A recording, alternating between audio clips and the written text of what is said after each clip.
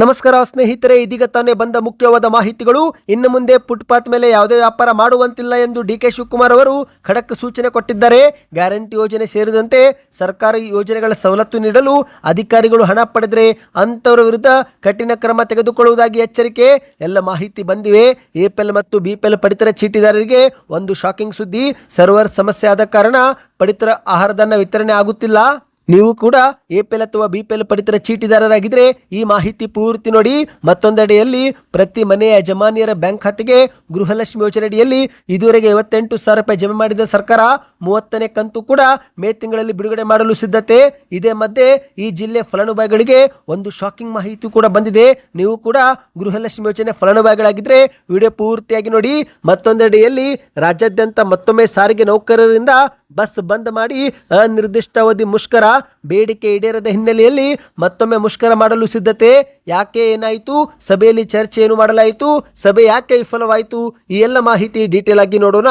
ಅದಕ್ಕಿಂತ ಮೊದಲು ನೀವು ನಮ್ಮ ಚಾನಲ್ಗೆ ಮೊದಲು ಬಾರಿ ಭೇಟಿ ಕೊಡುತ್ತಿದ್ರೆ ದಯವಿಟ್ಟು ಸಬ್ಸ್ಕ್ರೈಬ್ ಆಗಿ ಪಕ್ಕದಲ್ಲಿ ಒಂದು ಗಂಟೆ ಕಾಣಿಸುತ್ತೆ, ಅದು ಕೂಡ ಒತ್ತಿ. ಇದರಿಂದ ರಾಜ್ಯದ ಮಾಹಿತಿಗಳು ನಿಮಗೆ ಸಿಗುತ್ತವೆ. ವಿಡಿಯೋಗೆ ಲೈಕ್ ಮಾಡ್ತಾ ವಿಡಿಯೋನ ಪೂರ್ತಿಯಾಗಿ ನೋಡಿ. ಬನ್ನಿ ಸ್ನೇಹಿತರೆ, ಎಲ್ಲ ಮಾಹಿತಿಗಳನ್ನು ಡೀಟೇಲ್ ಆಗಿ ನೋಡೋಣ. ಇಂದು ರಾಜ್ಯದ ಉಪಮುಖ್ಯಮಂತ್ರಿ ಡಿಕೆ ಶಿವಕುಮಾರ್ ಅವರು ಇನ್ನು ಮುಂದೆ ಫುಟ್ಪಾತ್ ಮೇಲೆ ಯಾವುದೇ ವ್ಯಾಪಾರ ಮಾಡುವಂತಿಲ್ಲ ಎಂದು ಖಡಕ್ ಸೂಚನೆ ಕೊಟ್ಟಿದ್ದಾರೆ. ಹೌದು, ಬೆಂಗಳೂರಿಗೆ ಬಂದಂತ ಅಮಾಯಕರು ಇದೀಗ ಕಾಂಪೌಂಡ್ ಕುಸಿತದಲ್ಲಿ ಸಾವನ್ನಪ್ಪಿದ್ದಾರೆ. ಹೌದು ಗೆಳೆಯರೆ, ಹೊಟ್ಟೆ ಪಾಡಿಗಾಗಿ ಸಣ್ಣ ಪುಟ್ಟ ವ್ಯಾಪಾರ ನಡೆಸಿ ಬದುಕು ಕಟ್ಟಿಕೊಳ್ಳಲೆಂದು ಬೆಂಗಳೂರಿಗೆ ಬಂದಿದ್ದಂತ ಅಮಾಯಕರು ಹೆಣವಾಗಿ ಹೋಗಿದ್ದಾರೆ.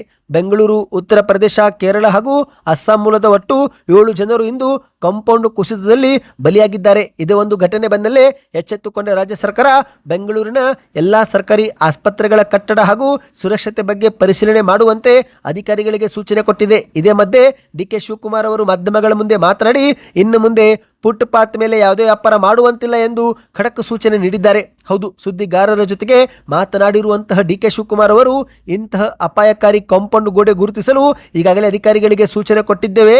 ರಸ್ತೆ ಮೇಲೆ ಬಿದ್ದಿರುವ ಮರದ ಕೊಂಬೆ ತೆರವು ಮಾಡಲು ಕೂಡ ಪೊಲೀಸರಿಗೂ ಕೂಡ ನಿರ್ದೇಶನ ನೀಡಿದ್ದೇವೆ. ಬೆಂಗಳೂರಾದ್ಯಂತ ಇರುವ ಎಲ್ಲ ಸಮಸ್ಯೆ ಪಟ್ಟಿ ಮಾಡುತ್ತಿದ್ದೇವೆ. ಗೋಡೆ ಕುಸಿತ ಕೇಸ್ನಲ್ಲಿ ಅಧಿಕಾರಿ ನಿರ್ಲಕ್ಷ್ಯವಿದೆ ಅನ್ನಲ್ಲ, ಆದರೆ ಇನ್ನು ಮುಂದೆ ಫುಟ್ಪಾತ್ ನಲ್ಲಿ ಮಾತ್ರ ಯಾರು ಕೂಡ ವ್ಯಾಪಾರ ಮಾಡುವಂತಿಲ್ಲ ಎಂದು ಖಡಕ್ ಎಚ್ಚರಿಕೆ ಕೊಟ್ಟಿದ್ದಾರೆ. ಹೌದು, ಇಂತಹ ಅಪಾಯಕಾರಿ ಕಾಂಪೌಂಡ್ ಗೋಡೆಗಳನ್ನ ಮೊದಲೇ ಗುರುತು ಮಾಡಲು ಈಗ ಸೂಚನೆ ಕೊಟ್ಟಿದ್ದು, ಸಾರ್ವಜನಿಕರ ಸುರಕ್ಷತೆಯ ದೃಷ್ಟಿಯಿಂದ ಇನ್ನು ಮುಂದೆ ಫುಟ್ಪಾತ್ ಮೇಲೆ ಯಾವುದೇ ವ್ಯಾಪಾರ ನಡೆಸುವಂತಿಲ್ಲ. ಮುಖ್ಯವಾಗಿ ವಾಜಪೇಯಿ ಆಸ್ಪತ್ರೆ ಪಕ್ಕದಲ್ಲಿರುವ ಸ್ಥಳಗಳಲ್ಲಿ ವ್ಯಾಪಾರಕ್ಕೆ ಅನುಮತಿ ಕೊಡಬಾರದು ಎಂದು ಅಧಿಕಾರಿಗಳಿಗೂ ಕೂಡ ಸೂಚನೆ ನೀಡಿದ್ದಾರೆ ಎಂದು ಡಿಕೆ ಶಿವಕುಮಾರ್ ಅವರು ಹೇಳಿಕೆ ಕೊಟ್ಟಿದ್ದಾರೆ. ಅಂದಹಾಗೆ ಸ್ನೇಹಿತರೆ, ಇದೇ ಮಧ್ಯೆ ಡಿಕೆ ಶಿವಕುಮಾರ್ ಅವರು ಮತ್ತೊಂದು ಶಾಕಿಂಗ್ ಹೇಳಿಕೆ ಕೊಟ್ಟಿದ್ದಾರೆ.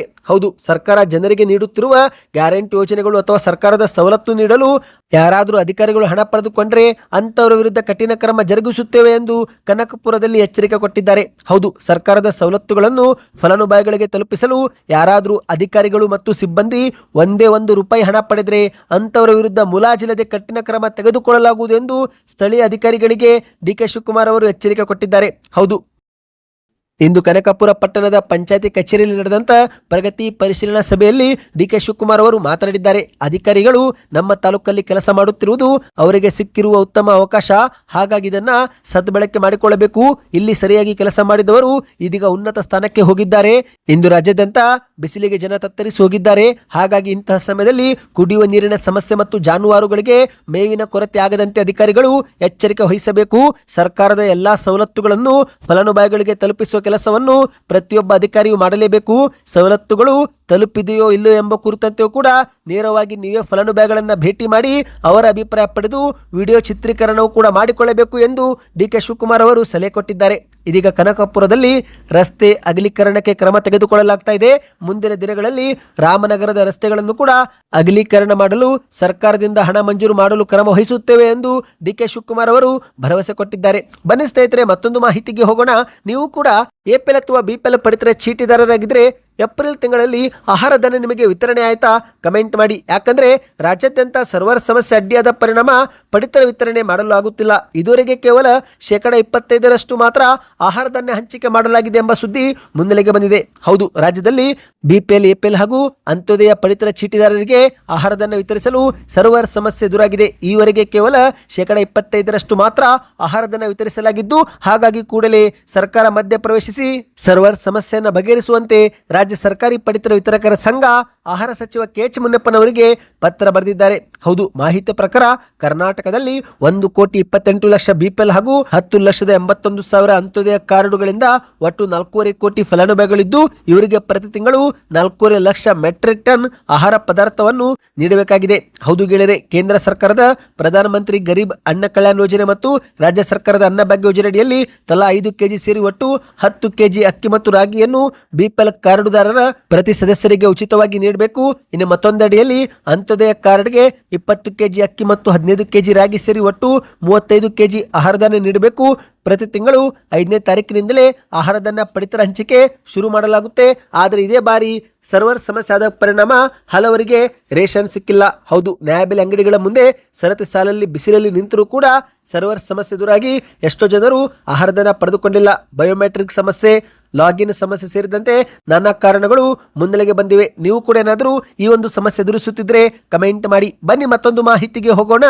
ರಾಜ್ಯದ ಕಾಂಗ್ರೆಸ್ ಸರ್ಕಾರ ಜಾರಿಗೆ ತಂದಿರುವ ಪಂಚ ಗ್ಯಾರಂಟಿಗಳಲ್ಲಿ 2 ಗ್ಯಾರಂಟಿಗಳು ಮಹಿಳೆಯರಿಗೆ ದೇವರು ಕೊಟ್ಟ ವರದಾನದಂತಾಗಿದೆ. ಹೌದು, ಒಂದು ಉಚಿತ ಬಸ್ ಯೋಜನೆ ಆದರೆ ಮತ್ತೊಂದು ಗೃಹಲಕ್ಷ್ಮಿ ಯೋಜನೆ. ಹೌದು ಸ್ನೇಹಿತರೆ, ಗೃಹಲಕ್ಷ್ಮಿ ಯೋಜನೆ ಮಹಿಳೆಯರ ಜೀವನದಲ್ಲಿ ಮಹತ್ತರವಾದ ಬದಲಾವಣೆ ತಂದಿದೆ. ಈಗ ಗೃಹಲಕ್ಷ್ಮಿ ಯೋಜನೆ ಅಡಿಯಲ್ಲಿ ಪ್ರತಿ ತಿಂಗಳು 2,000 ರೂಪಾಯಿ ಜಮೆ ಮಾಡುವ ಮೂಲಕ ಸರ್ಕಾರ ಇದುವರೆಗೆ 29 ಕಂತು ಬಿಡುಗಡೆ ಮಾಡಿದ್ದು, ಈ ಮೂಲಕ ಒಟ್ಟಾರೆ 58,000 ರೂಪಾಯಿವರೆಗೆ ಹಣ ಹಾಕಲಾಗಿದೆ. ಇನ್ನು ಸರ್ಕಾರ ಗೃಹಲಕ್ಷ್ಮಿ ಯೋಜನೆ ಹಣವನ್ನು ಪ್ರತಿ ಫಲಾನುಭವಿಗಳಿಗೆ ತಲುಪಿಸಲೆಂದೇ ಸಮಿತಿಯು ಕೂಡ ರಚನೆ ಮಾಡಿದೆ. ಹೌದು, ಕರ್ನಾಟಕದ ಎಲ್ಲಾ ಜಿಲ್ಲೆಗಳಲ್ಲಿ ಗ್ಯಾರಂಟಿ ಸಮಿತಿ ರಚನೆ ಮಾಡಲಾಗಿದ್ದು, ಈ ಒಂದು ಸಮಿತಿ ಮೂಲಕ ಗೃಹಲಕ್ಷ್ಮಿ ಯೋಜನೆ ಹಣವನ್ನು ಫಲಾನುಭವಿಗಳಿಗೆ ತಲುಪಿಸುವಲ್ಲಿ ಸಹಾಯಕಾರಿಯಾಗಿದೆ. ಇದೀಗ ಮಾಹಿತಿ ಪ್ರಕಾರ ಧಾರವಾಡದ ಪ್ರತಿ ಯಜಮಾನ್ಯರ ಬ್ಯಾಂಕ್ ಖಾತೆಗೆ 58,000 ರೂಪಾಯಿವರೆಗೆ ಹಣ ನೇರವಾಗಿ ಜಮೆ ಆಗಿದೆ ಎಂದು ಧಾರವಾಡದ ಗ್ಯಾರಂಟಿ ಸಮಿತಿ ಅಧ್ಯಕ್ಷಕ ಅರವಿಂದ್ ಏಗನಗೌಡನವರು ಮಾಧ್ಯಮಗಳ ಮೂಲಕ ತಿಳಿಸಿದ್ದಾರೆ. ಸ್ನೇಹಿತರೆ, ಹೌದು, ಸುದ್ದಿಗಾರರ ಜೊತೆಗೆ ಮಾತನಾಡಿದಂತೆ ಇವರು ಗೃಹಲಕ್ಷ್ಮಿ ಯೋಜನೆಯಲ್ಲಿ ಧಾರವಾಡದಲ್ಲಿ 56,940 ಫಲಾನುಭವಿಗಳು ಇದ್ದು, ಇವರಿಗೆ ಇದುವರೆಗೆ 29 ಕಂತು ಯಶಸ್ವಿಯಾಗಿ ಜಮೆ ಮಾಡಿದ್ದೇವೆ.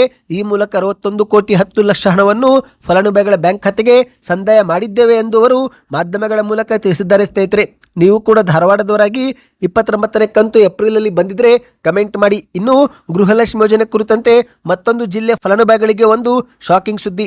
ಹೌದು ಸ್ನೇಹಿತರೆ, ಮೈಸೂರು ಜಿಲ್ಲೆಯಲ್ಲಿ 5,000ಕ್ಕೂ ಹೆಚ್ಚು ಮೃತಪಟ್ಟ ಫಲಾನುಭವಿಗಳ ಬ್ಯಾಂಕ್ ಖಾತೆಗೆ 6 ಕೋಟಿಗೂ ಅಧಿಕ ಹಣ ಜಮಾ ಆಗಿರುವುದು ಪರಿಶೀಲನೆ ವೇಳೆಯಲ್ಲಿ ಪತ್ತೆಯಾಗಿದೆ. ಹೌದು, ಮೈಸೂರು ಜಿಲ್ಲೆಯಲ್ಲಿ ಇದುವರೆಗೆ ನೋಂದಾಯಿಸಿಕೊಂಡ ಗೃಹಲಕ್ಷ್ಮಿಯರ ಪೈಕಿ 13,437 ಫಲಾನುಭವಿಗಳು ಇತ್ತೀಚೆಗೆ ಮೃತಪಟ್ಟಿದ್ದು, ಇವರಲ್ಲಿ ಮತ್ತೆ 5,851 ಮಹಿಳೆಯರ ಬ್ಯಾಂಕ್ ಖಾತೆಗೆ ಮರಣ ನಂತರವೂ ಕೂಡ ಹಣ ಜಮಾ ಆಗಿರುವುದು ಬೆಳಕಿಗೆ ಬಂದಿದೆ.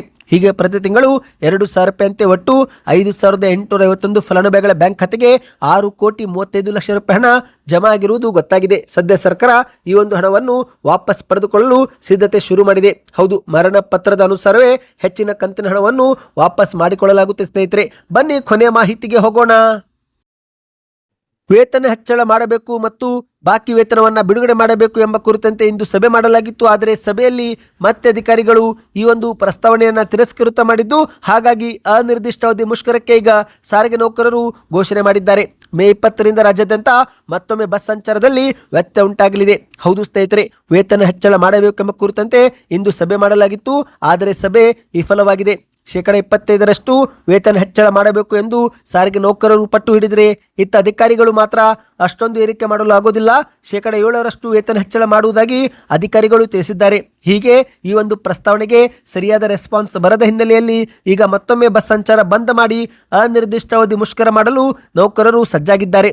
ಇದೇ ಒಂದು ಮೇ 20ರಿಂದ ರಾಜ್ಯದ ಹಲವು ಜಿಲ್ಲೆಗಳಲ್ಲಿ ಬಸ್ ಸಂಚಾರದಲ್ಲಿ ವ್ಯತ್ಯಯ ಉಂಟಾಗಲಿದೆ. ಸ್ನೇಹಿತರೆ, ಹೌದು, ಇದೀಗ ಸಾರಿಗೆ ನೌಕರರು ಇಂದು ಸಭೆಯಲ್ಲಿ ನಮಗೆ 25% ವೇತನ ಹೆಚ್ಚಳ ಮಾಡಬೇಕು ಮತ್ತು 26 ತಿಂಗಳ ಹಿಂಬಾಕಿ ವೇತನವನ್ನು ಒಂದೇ ಕಂತಲ್ಲಿ ನಮ್ಮ ಬ್ಯಾಂಕ್ ಖಾತೆಗೆ ಜಮೆ ಮಾಡಬೇಕು ಎಂಬ ಬೇಡಿಕೆ ಇಟ್ಟಿದ್ರು. ಆದರೆ ಈ ಒಂದು ಬೇಡಿಕೆಗೆ ಯಾವುದೇ ಸರಿಯಾದ ಒಂದು ರೆಸ್ಪಾನ್ಸ್ ಸಿಕ್ಕಿಲ್ಲ. ಹಾಗಾಗಿ ಸಭೆ ವಿಫಲಗೊಂಡಿದ್ದು ಮೇ 20ರಿಂದ ಬಸ್ ಸಂಚಾರ ಬಂದಿರಲಿದೆ.